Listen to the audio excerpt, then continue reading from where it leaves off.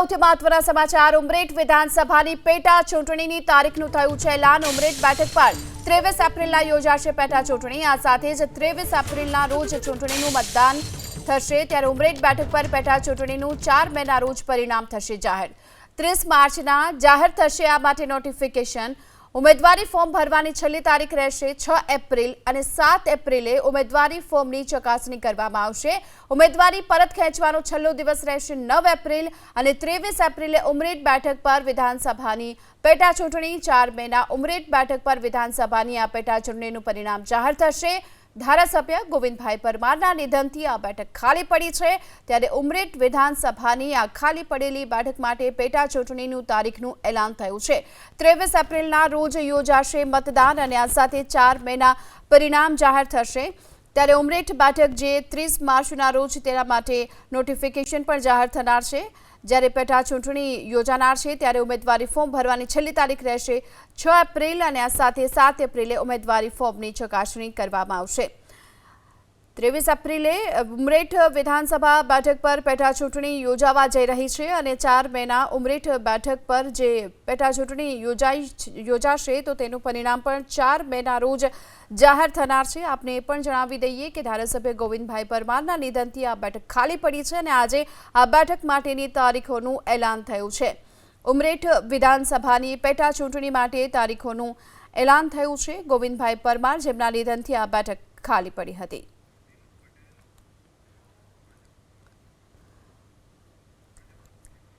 ભાજપના મુખ્ય પ્રવક્તા ડોક્ટર અનિલભાઈ પટેલ અત્યારે આપણી સાથે જોડાઈ ચૂક્યા છે। અનિલભાઈ, જે પ્રકારે હાલ ઉમરેઠ વિધાનસભાની પેટા ચૂંટણી માટે તારીખોનું એલાન થયું છે, આપની પ્રતિક્રિયા? બાય ઇલેક્શનની જાહેરાત થઈ છે। અમારા ગોવિંદભાઈ પરમાર કમનસીબે એનું અચાનક એમનું મૃત્યુ થયું, એ કારણે આ ચૂંટણી થઈ રહી છે અને ભારતીય જનતા પાર્ટી જે રીતે ડે બાય ડે રેકોર્ડ કરતી જાય છે ગુજરાતમાં, એ પ્રમાણે આ ઉમરેઠની સીટ પર ગોવિંદભાઈ પરમારના કામની જે સુવાસ ભારતીય જનતા પાર્ટીનું સંગઠન અને ભૂપેન્દ્રભાઈ પટેલ હર્ષભાઈના નેતૃત્વમાં જે સરકાર કામ કરી રહી છે, એ કામ જે અંતિમ માણસ સુધી જે સરકારના લાભો પહોંચાડ્યા છે, એના કારણે ભાજપાને અને અમને સંપૂર્ણ વિશ્વાસ છે કે ફરી એક વખત ઉમરેઠની જનતા એ ભારતીય જનતા પાર્ટીના ઉમેદવારને સમર્થન આપશે। જી ચોક્કસથી અમારી સાથે વાતચીત કરવા બદલ આપનો આભાર। તો ઉમરેઠ વિધાનસભાની પેટા ચૂંટણીના તારીખના એલાનની સાથે જ હવે તૈયારીઓ પણ શરૂ થશે અને આ સાથે જ આપણે જણાવી હતી કે 23 એપ્રિલના જ્યારે આ પેટા ચૂંટણી માટે અહીં મતદાન યોજાવાનું છે અને તેની સાથોસાથ 4 મેના રોજ પરિણામ જાહેર થશે। ત્યારે ઉમરેઠ બેઠક કે જે ગોવિંદભાઈ પરમારના નિધનથી ખાલી પડી હતી, ત્યાં પેટા ચૂંટણી વધુ વિગતો મેળવીએ। સંવાદદાતા હિરેન રાજગુરુ અત્યારે આપણી સાથે જોડાઈ ચૂક્યા છે। હિરેન, હાલ આ પેટા ચૂંટણી જ્યારે ઉમરેઠ વિધાનસભાની બેઠક માટેની જાહેરાત થઈ ચૂકી છે, તારીખોનું એલાન પણ થઈ ચૂક્યું છે, શું વિગતો મળી રહી છે અને ભાજપ અને કોંગ્રેસની કયા પ્રકારની તૈયારી રહેશે? જો સ્વાભાવિક છે, વિધાનસભાની પેટા ચૂંટણી છે, એક જ બેઠકની આ પેટા ચૂંટણી છે, એટલે ભારતીય જનતા પાર્ટી હોય, ભારતીય રાષ્ટ્રીય કોંગ્રેસ હોય કે આમ આદમી પાર્ટી હોય, જે કોઈ પોતાના ઉમેદવાર ઊભા રાખવાના હશે તેને લાંબી તૈયારી કરવાની જરૂર નથી। જરૂર એટલા માટે નથી કારણ કે અત્યારે સામાન્ય સંજોગોની પણ જો વાત કરીએ તો ભાજપ, કોંગ્રેસ, આમ આદમી પાર્ટી આ તમામ લોકો સ્થાનિક સ્વરાજ્યની સંસ્થાઓની ચૂંટણીને લઈ અને તૈયારીઓ કરી જ રહ્યા છે અને સ્થાનિક સ્વરાજ્યની સંસ્થાઓની ચૂંટણી પણ હવે ગમે ત્યારે જાહેર થાય એ પ્રકારેની માહિતી સવારથી એબીપી અસ્મિતા ચલાવી રહ્યું છે। 27મી તારીખે એટલે કે 27મી માર્ચ અથવા તો 31મી માર્ચ સુધીમાં રાજ્ય ચૂંટણી આયોગ આ અંગેની જાહેરાત કરી શકે છે। અત્યાર સુધી જે માહિતી એબીપી અસ્મિતા પાસે મતદાનને લઈને મળી રહી છે તો એ મુજબ આ 31મી માર્ચ સુધીમાં સ્થાનિક સ્વરાજ્યની સંસ્થાઓની ચૂંટણી જાહેર થાય, એ જ રીતે 30મી એપ્રિલ સુધીમાં એટલે કે 30 એપ્રિલ એ મતદાનનો દિવસ અત્યાર સુધી જાણવા મળ્યો છે। તારીખ એ નગરપાલિકાઓની, મહાનગરપાલિકાઓની તારીખ મતદાન માટેની હતી। 3જી મે કે જે પંચાયતો માટે મતદાન યોજાઈ શકે એ પ્રમાણેની તારીખ જાણવા મળી છે અને 5મી મે એ મતગણતરીની તારીખ જાણવા મળી રહી છે। જે પ્રમાણે રાષ્ટ્રીય ચૂંટણી આયોગે આ પેટા ચૂંટણી જાહેર કરી છે ઉમરેઠની અને 23મી એપ્રિલ એ પેટા ચૂંટણીનું મતદાનની તારીખ જાહેર કરવામાં આવી છે અને 4 મે એ પરિણામ આવે એ પ્રકારેની તારીખ જાહેર થઈ છે. અંદાજ એ પણ લગાવવામાં આવી રહ્યો છે રાજકીય વર્તુળો દ્વારા કે આ જ તારીખોની આસપાસ ગુજરાતની સ્થાનિક સ્વરાજ્યની સંસ્થાઓની એક તબક્કાનું મતદાન અને મતગણતરી પણ આ રીતે હોઈ શકે એ પ્રકારેનું અનુમાન હાલ લગાવવામાં આવી રહ્યું છે. કારણ કે ગણતરીની મિનિટો પહેલાં જ આ ઉમરેઠની પેટા ચૂંટણી જાહેર થઈ છે, એની તારીખો જાહેર થઈ છે. ત્યારે આ પ્રકારેનું રાજકીય વર્તુળો દ્વારા અનુમાન પણ લગાવવામાં આવી રહ્યું છે.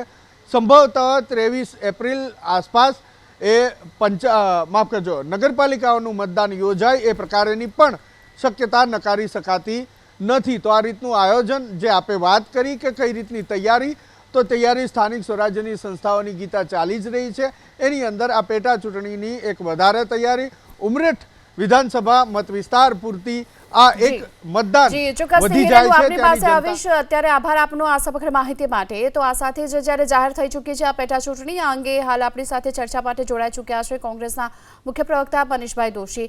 મનીષભાઈ, કયા પ્રકારની રહેશે તૈયારી? નિશ્ચિતપણે ભારતીય ચૂંટણી પંચ દ્વારા 5 રાજ્યોની ચૂંટણી જાહેર કરવામાં આવી છે. કોંગ્રેસ પક્ષ એનું સ્વાગત કરે છે કે લોકતંત્રની અંદર ચૂંટણી એ આવશ્યક છે અને પારદર્શક રીતે થાય અને દરેકને મતના અધિકારનો ઉપયોગ કરવા મળે તે દિશામાં થાય એવું હું સ્પષ્ટપણે માનું છું.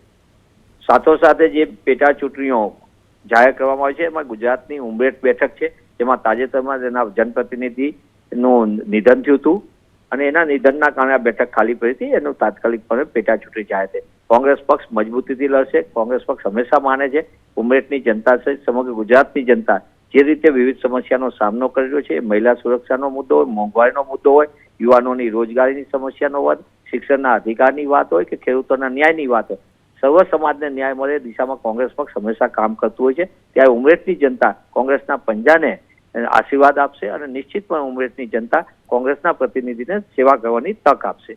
જી, અમારી સાથે જોડાવા બદલ આપનો આભાર અને ચર્ચા કરવા બદલ આપનો આભાર. તો હાલ જે પેટા ચૂંટણી છે તેને લઈ હાલ કોંગ્રેસ પણ તૈયાર હોવાની વાત કરવામાં આવી રહી છે. ત્યારે હાલ આપણી સાથે જોડાઈ ચૂક્યા છે આપના ઈસુદાનભાઈ ગઢવી. ઈસુદાનભાઈ, આપ આમ આદમી પાર્ટી શું આ પેટા ચૂંટણીમાં પોતાના ઉમેદવાર ઉભા રાખશે? બિલકુલ, જે રીતે આજે ઉમરેઠની જે ઉમેદવાર ગોવિંદભાઈ નું નિધન થયું હતું અચાનક, એને કારણે જગ્યા ખાલી પડી હતી ને તુરંત એમાં પેટા ચૂંટણી જાહેર કરવામાં આવી છે. આમ આદમી પાર્ટી પણ ઉમરેઠની પેટા ચૂંટણીમાં ઉમેદવારી નોંધાવશે, મજબૂતાઈથી લડશે અને ઉમરેઠમાં પણ વિસાવદરવાળી થવાની પૂરેપૂરી સંભાવના છે. કારણ કે ગુજરાતની જનતા ભાજપથી થાકી ચૂકી છે. ભાજપના નેતાઓ, ભાજપનો ભ્રષ્ટાચાર, ભાજપનો અત્યાચાર અને ખેડૂતો, વંચિતો, ગરીબો, શોષિતોને જે રીતે ભાજપ શોષણ કરી રહ્યું છે એનાથી લોકો ત્રાહિમામ પોકારી ગયા છે. એટલે ઉમરેઠની જે પેટા ચૂંટણી છે આમ આદમી પાર્ટી મજબૂતાઈથી લડવાની છે અને મને પૂરો વિશ્વાસ છે કે આમ આદમી પાર્ટીનો ઝાડુ છે એ ભાજપની ગંદકી સાફ કરશે. ત્યાં જી, ઈસુદાનભાઈ, અમારી સાથે વાતચીત કરવા બદલ આપનો આભાર. તો જે પ્રકારે આમ આદમી પાર્ટી છે એ પણ હાલ તૈયાર છે આ પેટા ચૂંટણી માટે અને વિસાવદરવાળી થશે તેવી વાત ઈસુદાનભાઈ ગઢવીએ પણ આપણી સાથે કરી. ત્યારે પેટા ચૂંટણીને લઈ હવે ફરી એક વખત ત્રિપાખ્યું જંગ જોવા મળશે ઉમરેઠની આ બેઠક પર. કારણ કે આ પેટા ચૂંટણીમાં ભાજપ કોંગ્રેસની સાથોસાથ આમ આદમી પાર્ટી પર પોતાના ઉમેદવાર ઉભા રાખશે. તો ઉમરેઠ બેઠક કે જ્યાં હાલ ત્રિપાખ્યો જંગ જામશે, આમ આદમી પાર્ટી, ભાજપ અને કોંગ્રેસ આ ત્રણેય પક્ષો કે જેઓ પોતાના ઉમેદવાર ઉભા રાખશે અને ચૂંટણી જીતવાની પણ દાવો થઈ રહ્યો છે આ ત્રણેય પક્ષો તરફથી.